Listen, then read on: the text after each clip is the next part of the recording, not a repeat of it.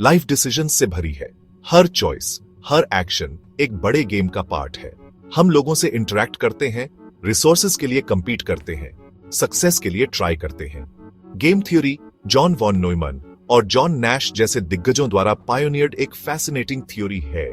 इस complex interplay को समझने में हेल्प करती है। ये स्ट्रेटेजिक डिसीजन मेकिंग को एनालाइज करने और आउटकम्स प्रेडिक्ट करने का एक फ्रेमवर्क देती है। इसे चेस की तरह समझो। हर प्लेयर के पास अलग अलग मूव्स होते हैं और आउटकम उनके और उनके ओपोनेंट के चॉइसेस पर डिपेंड करता है। गेम थ्योरी इन चॉइसेस को एनालाइज करने, उनके पीछे के मोटिवेशंस को समझने और अपने गोल्स अचीव करने के लिए बेस्ट स्ट्रेटजीज आइडेंटिफाई करने में हेल्प करती है। हम रियलाइज करें या नहीं, हम हर दिन गेम थ्योरी प्रिंसिपल्स यूज करते हैं। इमेजिन करो आप मार्केट में कपड़े के लिए बार्गेन कर रहे हो। आपको बेस्ट प्राइस चाहिए और सेलर को मैक्सिमम प्रॉफिट। ये गेम थ्योरी इन एक्शन का क्लासिक एग्जाम्पल है। दोनों साइड्स के पास स्ट्रेटजीज हैं और आउटकम उनकी एबिलिटी पर डिपेंड करता है कि वो दूसरे पर्सन को कैसे पराजते हैं और सही मूव्स कैसे बनाते हैं। गेम थ्योरी सेल्फिश या मैनिपुलेटिव होने के बारे में नहीं है। ये गेम के रूल्स समझने और इन्फॉर्म्ड डिसीजंस लेने के बारे में है, जो हमें और हमारे आसपास के लोगों को बेनिफिट करे। गेम थ्योरी के मोस्ट फेमस कॉन्सेप्ट्स में से एक है prisoners dilemma.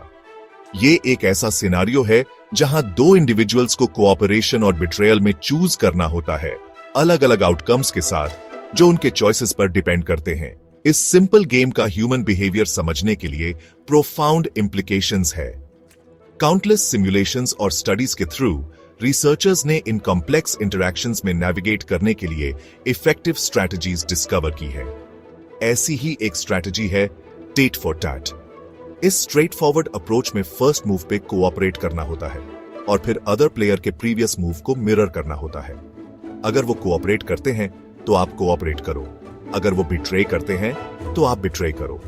Tit for tat surprisingly effective साबित हुआ है।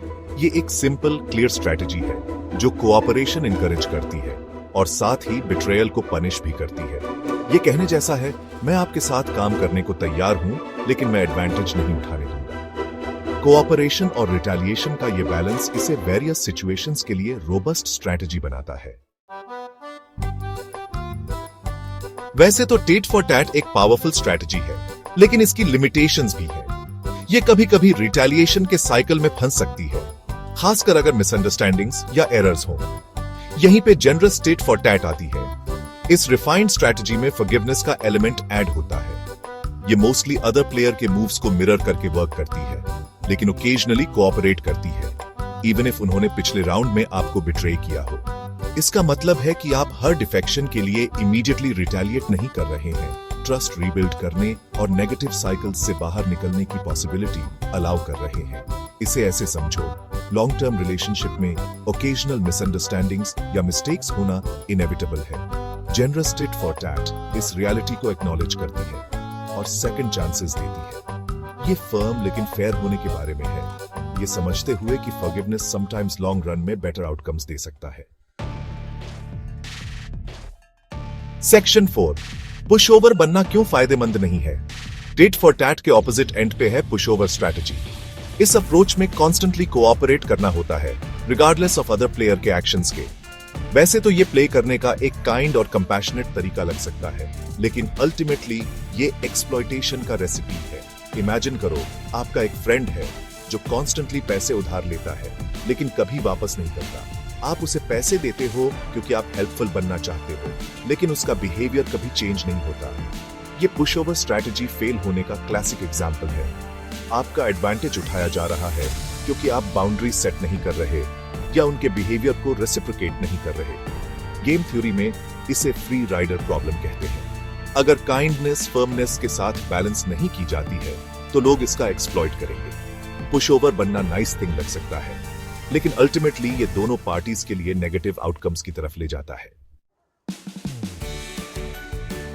Section 5, game theory in action, strong relationships banana. Game theory relationships के लिए एक कोल्ड कैलकुलेटिंग तरीका लग सकता है, लेकिन इसके प्रिंसिपल समझने से एक्चुअली हमें दूसरों के साथ स्ट्रॉन्गर, हेल्थियर कनेक्शंस बनाने में हेल्प मिल सकती है। इसके बारे में सोचो।